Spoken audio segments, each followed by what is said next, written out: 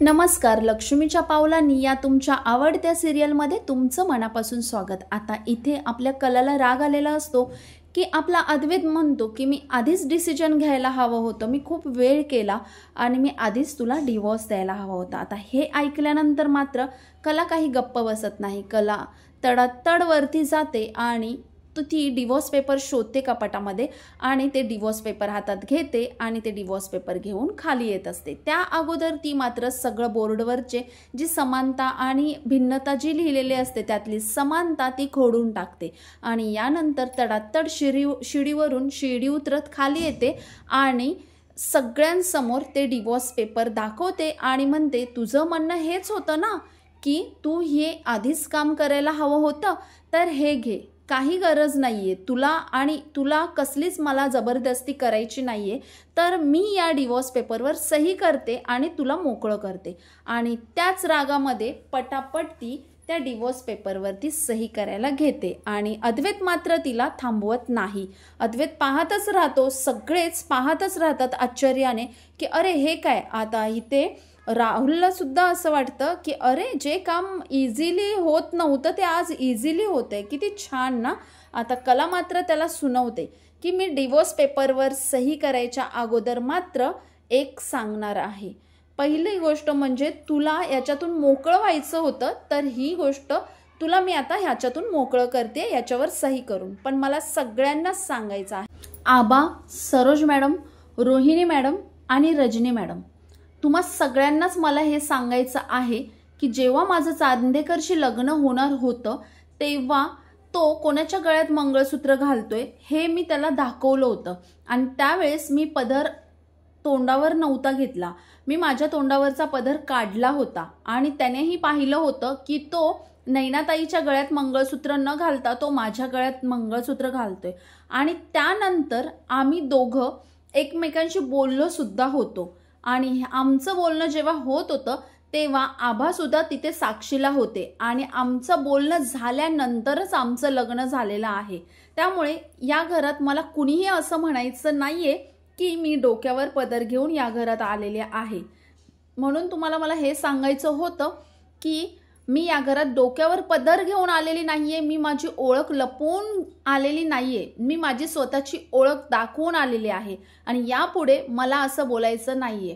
त्यामुळे मी आता चांदेकरच्या मनात नसतानाही मला त्याच्याशी जबरदस्तीने कोणतंच नातं ठेवायचं नाहीये किंवा टिकवायचं नाहीये, त्यामुळे मी या डिवोर्स पेपरवर सही करून दिलेली आहे आणि त्यानेही ती करावी। आबांना मात्र खूप कळकळीने असं वाटत असतं आणि आपल्या कलाच्या आईला सुद्धा असं वाटत असतं की हिने सही नको करायला। आबांचा चेहरा पडलेला असतो आणि रागारागामध्ये सही करून कला आपली मोकळी झालेली असते। यानंतर सरोजचा मात्र चेहरा खूप टवटवीत झालेला असतो, तिला एवढा आनंद झालेला असतो की काही गगनात मावेना असं झालेलं असतं। तर त्यामुळे ती एवढी खुश झालेली असते की जी गोष्ट मी एवढा प्रयत्न केला ती गोष्ट एका झटक्यात होतीये आणि कलाने डिवोर्स पेपरवरती सही करताना मागे पुढे पाहिलेलं सुद्धा नसतं की आता मी करू की नको, हा विचार पण केलेला नसतो। ती सही करते आणि चांदेकरचा हात पुढे घेते आणि चांदेकरच्या हातामध्ये डिवोर्स पेपरचा पेपर ठेवते आणि यानंतर सरोज मात्र खूप खुश झालेले असते आणि रजनी उदास झालेली असते, आपली रोहिणी पण खूप खुश झालेली असते।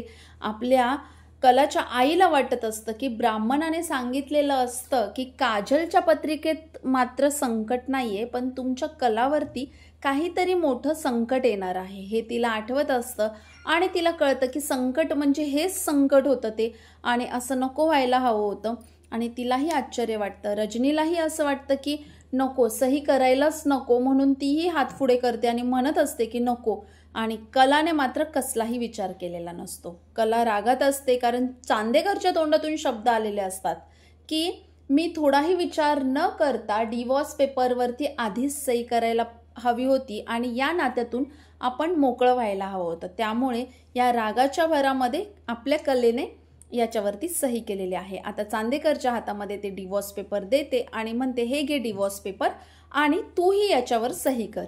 आता कला डिवोर्स पेपर त्याच्या हातात देऊन झाल्यानंतर त्याच्या चेहऱ्याकडे पाहते आणि यानंतर ती आपल्या आईला आणि गुंड्याला म्हणजे काजलला, वडिलांना म्हणते, चला आपण आपल्या घरी जाऊया आणि ती निघायच्या दिशेने जात असते आणि ती निघतच असते तेवढ्यात आबा तिला अडवतात आणि हात जोडतात तिच्यासमोर आणि म्हणतात, कला नको जाऊस.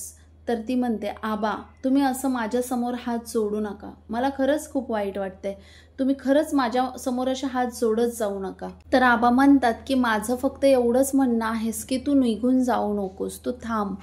तर ती म्हणते की मी कुठल्या नात्याने राहू, जे काही नातं होतं ते कागदोपत्री व्यवहाराने संपून गेलेलं आहे आणि मी कुठल्या नात्याने इथे राहू, तुम्ही सांगा ना. आणि तुम्ही असे हात जोडाल तर ती माझी खरोखरच हार असेल, त्यामुळे तुम्ही माझ्यासमोर हात नका जोडत जाऊ, मला माफ करा. आणि आजोबा तुमच्या शब्दाला मान देऊन जरी मी इथे राहिली तरीसुद्धा मला खूप वाईट वाटेल, कारण कोणतीही तपासणी न करता माझ्यावर नेहमी आरोपच केले जातात, कोणतीही खात्री न करता माझ्यावर आरोपच केले जातात आणि माझा अपमान केला जातो. तर मला हे सहन नाही होत आता आबा, आणि त्यामुळे मी इथे राहणार नाही आहे. मला माझा आत्मसन्मान जपायचा आहे आबा, आणि तुमच्या विनंतीला मी मान देऊ शकत नाही, मला माफ करा असं बोलते आणि ती आबांच्या पाय पडते. आणि मात्र पाय पडत असताना तिच्या डोळ्यामध्ये जे अश्रू असतात ते त्यांच्या पायावरती पडतात. तिला खरंच खूप वाईट वाटत असतं आणि आबांना सुद्धा वाईट वाटत असतं आणि आबांच्या पाया पडून ती तिथून गुंड्याला आणि आईला बाबांना घेऊन निघून जाते. आता कला मात्र घराबाहेर जातच असते. तर तिला झालेल्या आधीच्या विधी वगैरे, जेव्हा लग्न झालं, लग्न करून ती या घरामध्ये आली तेव्हा झालेल्या विधी आठवतात आणि ती उंबऱ्यावर जाऊन रडतच असते. आणि तेव्हा तिला बाबांचे शब्दसुद्धा आठवतात की कला बाळा, तू जर हारलीस तर सगळ्यात मोठी या बाबाची हार असेल तुझी. एक दिवस हे चांदेकर कुटुंब तुला स्वतःहून मान देईल, त्यामुळे तू काही हरू नकोस. आता हे आठवून सुद्धा तिला खूप रडायला येतं आणि ती आलेल्या पावलांनीच घरातून निघून जात असते आणि सगळ्या आधी झालेल्या विधीसुद्धा सगळ्यांना आठवत असतात. आणि आबांना सुद्धा खूप वाईट वाटलेलं असतं, पण हे सगळं राहुलला पाहून खूप खुशी होत असते. आणि यानंतर अद्वैतला सुद्धा शॉक बसलेला असतो की कला खरंच गेली, मी थांबवायला हवं होतं का. तर सरोज आबांना म्हणते, आबा बरं वाटतंय ना तुम्हाला. तेवढ्यात आबा म्हणतात, आई आंबाबाई काय चाललंय हे, चांदेकरांचा उतरतीचा काळ सुरू झाला वाटतं. नाही नाही असं होणार नाही, असं होता कामा नाही, असं म्हणत म्हणत ना आबा त्यांच्या बेडरूमच्या दिशेने जातात. आणि तेवढ्यातच राहुल म्हणतो, अहो आबा थांबा. आता आबा त्यांचं न ऐकता आबा बेडरूममध्ये निघून जातात. तर राहुल म्हणतो, मामी बघितलंस ना तू, अरे घरात काय चाललंय, आणि ती म्हणजे अशी निघून गेली. तेवढ्यात रजनी म्हणते, मी आबांना जरा बघून येते. आणि भटजी म्हणतो, अहो थांबा, मुहूर्त टळत चाललाय आणि तुम्ही मुहूर्त घालवू नका, आणि यानंतर सुद्धा लग्नासाठी मुहूर्त चांगला नाहीये. तर लवकरात लवकर तुम्ही डिसिजन घ्या काय करायचं आहे, म्हणजे तसं मुहूर्ताप्रमाणे आपल्याला लग्न करायला आपल्याकडे खूप कमी वेळ उरलेला आहे. तेवढ्यात सरोज म्हणते की रजनी थांब, तू काही आबांना भेटायला जाऊ नकोस, मुहूर्त टळत चाललेला आहे आणि आपण लग्नाची विधी उरकून घेऊया, कारण आबांची मनस्थिती व्यवस्थित वाटत नाहीये, त्यामुळे आबांना आराम करू दे आणि आपण लग्नाची विधी उरकून घेऊया. अनामिका आणि सोहम ही खोळंबून गेलेत, आता आपण कसलीही वाट न बघता लग्नाची विधी उरकून घेऊयात. तर तेवढ्यात रजनी म्हणते की माझ्याच मुलाच्या लग्नामध्ये असं का झालं आणि असं वाईट का झालेलं आहे की ज्यामुळे आता माझं मन मात्र लग्न करायचं की नाही त्यासाठी पुढे व्हायला खोळंबल्यासारखं झालेलं आहे. मला खरंच काहीच समजत नाही की काय करायला हवं. आणि रजनी म्हणते की असं काय झालेलं आहे की तू म्हणतेस नको करायला, त्यामुळे तेवढ्यात ती म्हणते जे झालेलं आहे ते चांगलंच झालेलं आहे. सरोजी म्हणते की जी आडापिडा होती तीही टळून गेलेली आहे आणि त्यामुळे काहीही न बघता आपण लग्न लावून देऊया. आणि भटजी म्हणतात जर तुम्ही आत्ता या मुहूर्तावरच लग्न केलं तरच काही चांगलं होईल, पुढे मुहूर्तसुद्धा चांगला नाही आहे, त्यामुळे तुम्ही विचार करा आणि पटकन या मुहूर्तावर लग्न करून घ्या. आता यानंतर आता इथे क्लिअर सरोजने सांगितलेलं आहे अनामिका आणि सोहमला खोळंबलेले आहेत आणि त्यांना नको थांबूया, आपण फक्त त्यावरच फोकस करूया. आणि तसंही घरातली निगेटिव्हिटी स्वच्छ झालेली आहे असं आपल्या रोहिणीने सांगितलेला आहे आणि हे सांगून ती क्लिअर करते की थांबायची गरजच नाही आहे, आपण लग्न उरकून घेऊया, कारण ह्याच्याशिवाय चांगला मुहूर्त पण नसेल आणि एवढी पॉझिटिव्हिटी पण नसेल, त्यामुळे आत्ता आपण लग्न उरकून घेऊया. आता हे सगळं बोलणं झाल्यानंतर सरोजी म्हणते की बरोबर आहे, आपण कोणाचाही कसलाही विचार न करता लग्नाची तयारी करूया. तू रजनी मनामध्ये काहीच आणू नकोस, तू फक्त सोहम आणि अनामिकाचा विचार कर आणि लग्नावरती फोकस कर, आपण हे लग्न उरकून टाकूयात. आता अनामिकाची आई सुद्धा बोलते की आपण लग्न उरकूयात, कारण जर अनामिका आणि सोहमला काही प्रॉब्लेम नसेल तर. आता सरोज रणजितला सुद्धा विचारते की रणजित, तुझं काय म्हणणं आहे, बहिणीचं लग्न उरकूया का की थांबूयात? तर तो बोलतो नाही, आपण करून टाकूयात. त्यानंतर सगळेच खुश होतात आणि ब्राह्मण सुद्धा म्हणतो की आता आपण लग्नाची विधी चालू करूया आणि आपल्या लग्न विधीला सुरुवात करून तो कार्यक्रम सफळ करूया. त्यानंतर सरोज सुद्धा म्हणते की चला आता लग्नाला भटजी तुम्ही आवर्त घ्या. त्यानंतर राहुल आपला अक्षदा वाटायला लागतो सगळ्यांना आणि म्हणतो चला आता आपण पटापट अक्षदा वाटतो मी आणि पटापट लग्नविधी उरकून घेऊया. त्यानंतर आपला अद्वैत मात्र एवढा शॉकमध्ये गेलेला असतो की हे काय झालं आणि काय होऊन बसलं, माझ्या तोंडातून पण काय गेलं. आणि तो मात्र त्या लग्नातून बाहेर निघत असतो आणि तो त्याच्या बेडरूमच्या दिशेने पायऱ्या चढत चढत वरती जात असतो. प्रत्येक क्षणाला तो शब्द आठवत असतो त्याला की मी आपल्या कलाला काय बोललेलो आहोत. तर मंडळी, तो कलाला एवढं काही बोललेलं असतो की त्यानंतर कला शक्यच नसतं की तिथे थांबणं. ती डिवोर्स पेपरवरती सही करते आणि निघून जाते.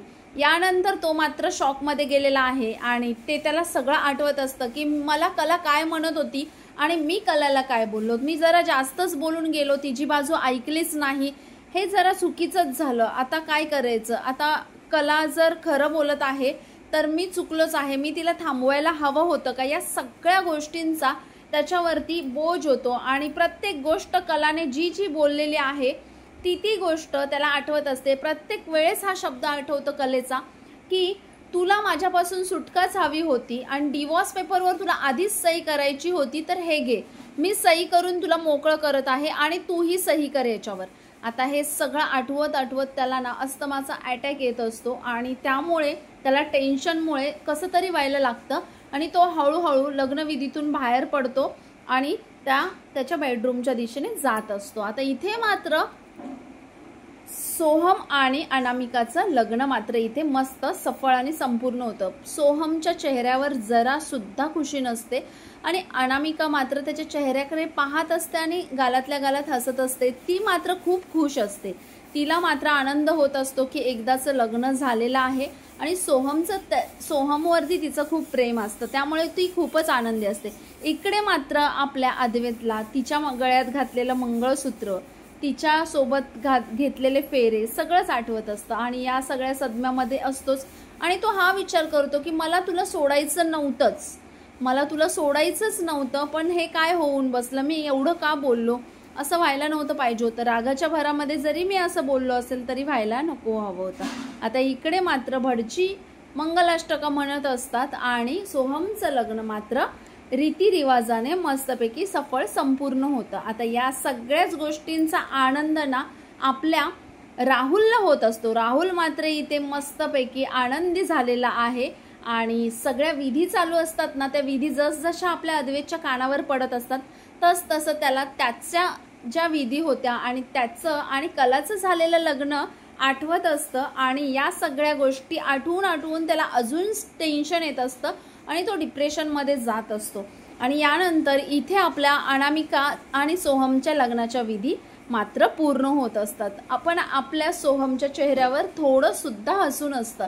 आता सोहम मात्र आपल्या काजलला आठवूनच तो सदम्यात गेलेला असतो की त्याला राग सुद्धा असतोच काजलबद्दल की तिने आधी नाही सांगितलं आणि आत्ता ऐन वेळेमध्ये बोलतीये आणि हे सुद्धा असतंच आणि ती त्याला किती वेळा नकार देऊन मोकळी झालेली आहे याचा सुद्धा राग असतो. इकडे मात्र अद्वैत आता पायऱ्या चढत असतो आणि त्याला चक्कर आल्यासारखी होत असते.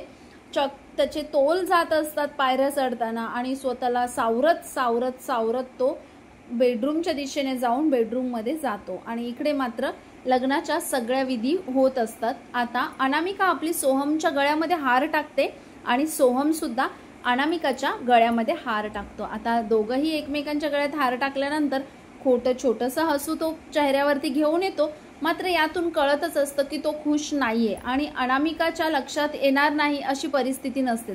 आता सगळे टाळ्या वाजवून त्यांचं छान आनंदाने लग्न पार पाडतात आणि यानंतर अद्वैतला मात्र छातीमध्ये दुखल्यासारखं होत असतं आणि इकडे तर आपले आबांना देवीचा फोटो पाहून दुखी होत असतात की हे काय झालेलं आहे, माझी कला या घरातून निघून गेलेली आहे। आणि ती असं म्हणताना त्यांना आठवतं की तुझी इच्छा होती ना की ही या पेपरांवर सही आधीच झाली पाहिजे होती आणि हे सगळंच आबांना आठवत असतं आणि आबांकडे हात जोडलेले असतात की मला क्षमा करा, आज जर मी स्वतःला सिद्ध करू शकली नाही तर मी पुन्हा कधीच स्वतःचा मान मिळवू शकणार नाही आणि मला अपराधी भावनेने इथे राहायचं नाहीये असं बोलून ती लक्ष्मीच्या पावलांनीच घराबाहेर पडली असं आबांच्या मनाला मात्र वाटत असतं।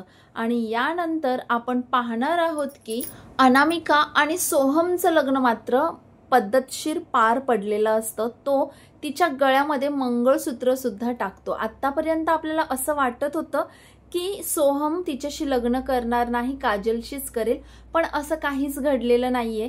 तर सोहमने मात्र चालीरीतीप्रमाणे व्यवस्थित तिच्या गळ्यामध्ये मंगळसूत्र घातलेलं आहे आणि हे मंगळसूत्र घातल्यावरती अनामिका मात्र भरपूर खुश झालेले आहे। आता पायात जोडवी सुद्धा झालेले आहेत घालून, जोडवीचंही रीतभात होती तीही पूर्ण झालेली आहे। आता यानंतर आपण पाहणार आहोत की इथे रजनी मात्र खूप खुश असते, दोघांना घेऊन मिठी मारते आणि यानंतर आपली कला तिच्या घरी जाते आणि घरी गेल्यानंतर तिला खूपच वाईट वाटत असतं की माझ्यासोबत नक्की काय घडलं। मी लक्ष्मीच्या पावलांनी त्या घरी गेली होती आणि लक्ष्मीच्या पावलांनी परत आलेले आहे। अद्वैत माझ्याशी कसा बोलला की आधीच मी या पेपरवरती सही करायला हवी होती आणि खोटारडी आहेस तू असं सुद्धा बोललेला आहे की वेळच झाली मला डिवोर्स पेपरवर सही करायला, या गोष्टीचा मी आधीच विचार करायला हवा होता। आता हे सगळं तिच्या डोळ्यांसमोर येत असतं सारखं सारखं आणि कलाच्या मात्र डोळ्यातून अश्रू येत असतात, सतत तिच्या डोळ्यांमध्ये अश्रू येत असतात। तर आता ती तिच्या घरामध्ये जाते आणि घरामध्ये जाऊन ती बेडरूम मध्ये जाऊन ती स्वतःला कोंडून घेते, कडी लावते आणि कोंडून घेते। सतत जे झालेली घटना होती ती तिच्या नजरेसमोर येतच असते आणि ती रडत असते, हुंदके फोडत असते आणि हीच तिची अवस्था बघून सुद्धा तिच्या आईची सुद्धा अवस्था बेकार असते की माझ्या कलेची काय अवस्था झालेली आहे, माझ्या कलेला कोणत्या संकटातून जावं लागत आहे आणि आता माझ्या कलेच्या संसाराचं कसं, हे सगळं तिला आठवत असतं। आणि यानंतर कलाला मात्र तिकडे झालेल्या गोष्टी सगळ्या आठवत असतात।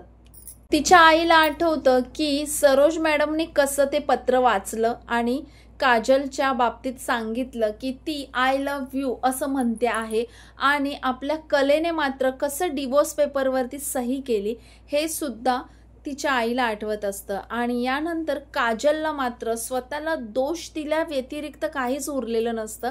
काजल म्हणते मूर्ख मुली, तू आत्तापर्यंत कोणत्याही परिस्थितीत सांगू शकली नाहीस की तुझं त्याच्यावर प्रेम आहे आणि आजच ही दुर्बुद्धी कशी सुचली तुला की चिठ्ठी लिहावी।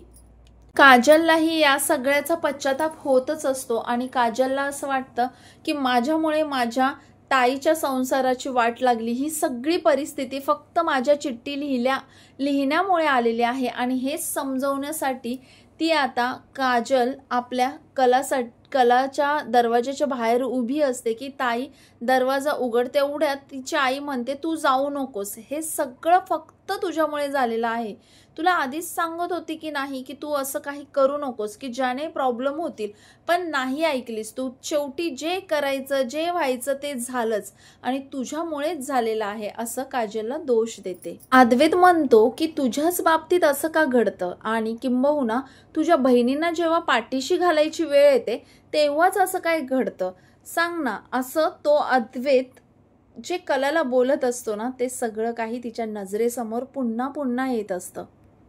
माझी आई जे बोलते ना ते पटतंय मला, हेच की तू खोटं बोलते. सतत सगळ्यांना गुंडाळतेच शब्दांमध्ये, इतकं की त्या समोरच्याच्या माणुसकीची वाट लागली तरी चालेल. सतत आमच्या घरामध्ये मान मिळवण्यासाठी, इम्पॉर्टंट मिळवण्यासाठी प्रयत्न करत असतेस तू. उलट मला असं वाटतंय की मी उगाच उशीर केला डिवोर्स पेपरवर सही करण्यासाठी. तेव्हाच्या तेव्हा सही करायला हवी होती आणि मोकळं व्हायला हवं होतं. आता चांदेकरला मात्र इकडे आठवत असतं जे काही कला बोललेली असते की आता गादीची ही टीम ही साईड तुझी आणि ही साईड माझी आणि आपण किती छान टीम आहोत ना. जे काही बोललेले असते ना ते सगळं त्याला सुद्धा नजरेसमोर येत असतं आणि त्याला चक्कर यायला लागलेली असते. आता अद्वैतला सुद्धा खूप त्रास होऊन त्या गोष्टीचा शॉकच बसलेला असतो की हे सगळं घडलेलं आहे आणि त्याला अस्थमाचा अटॅक यायला सुरुवात होते. आता अस्थमाचा अटॅक आल्यानंतर त्याचं जे औषध होतं ते आपल्या कलाने सगळीकडे ठेवलेलं होतं, त्यामुळे तेही त्याला आठवतं. तो पटकन दरवाजा कपाट खोलतो, त्याच्या कपाटाचं दरवाजा खोलतो आणि त्यातलं औषध घ्यायचा प्रयत्न करतो आणि ते श्वासासोबत म्हणजे तोंडामध्ये घेतो औषध, तोपर्यंत त्याला चक्कर यायला लागते. आणि इकडे कलाची सुद्धा अशीच भयानक अवस्था असते की तुला मी पहिलाच डिवोर्स देऊन टाकायला हवं होतं. हे सतत आठवून तिलाही कळत नसतं की आता काय करावं. तेच शब्द तेच सगळं, असं दोघांची अवस्था बेकार झालेली असते आणि एकाच वेळेत दोघं सुद्धा चक्कर येऊन पडतात. त्याला अस्थमाचा अटॅक येतो आणि ही पण इकडे चक्कर येऊन पडते. तेवढ्यात आता इथे बाहेर कलाची आई मात्र काजलला जवळ घेते आणि काजल म्हणते आई मी हे मुद्दाम केलं नाही. तर आई म्हणते की मी हे सगळं समजू शकते पण जाऊ दे, हे नको. आता सगळ्यात महत्त्वाचं आहे आपल्या कलाताई आणि तिच्यावर लक्ष देणे. आणि तेवढ्यात ती म्हणते जा कलाला बोलव आता जेवायला. तेवढ्यात काजल कलाला बोलवायला जात असते आणि बोलवते. जेव्हा टकटक करते दरवाजा आणि विचारते की ताई दरवाजा खोल ना, तर ताईचा आवाज मात्र येत नाही. मग काजल खूप घाबरून जाते की नक्की झालं काय. वडील घाबरतात, रॅकेट घाबरतो, आतून तर कडी लावलेली असते. आता काय झालेलं असतं ते पाहूया. आता इकडे तर सोहम आणि अनामिकाची घरभरणी चालू असते. तिथे छान रजनी त्यांना टिळा लावून घेते आणि त्यानंतर त्यांना गृहप्रवेशासाठी माप ओलांडायला ती ठेवून देते आणि माप ओलांडून घरामध्ये एंट्री करतात दोघंही, सोहम आणि आपली अनामिका. आता गृहप्रवेश मात्र यांचा झालेला आहे आणि दोघंही खुश दिसत आहेत. आता आपला सोहम नाटक करतोय की मी सुद्धा खुश आहे आणि यांचा गृहप्रवेश सगळ्यांसमोर झालेला आहे.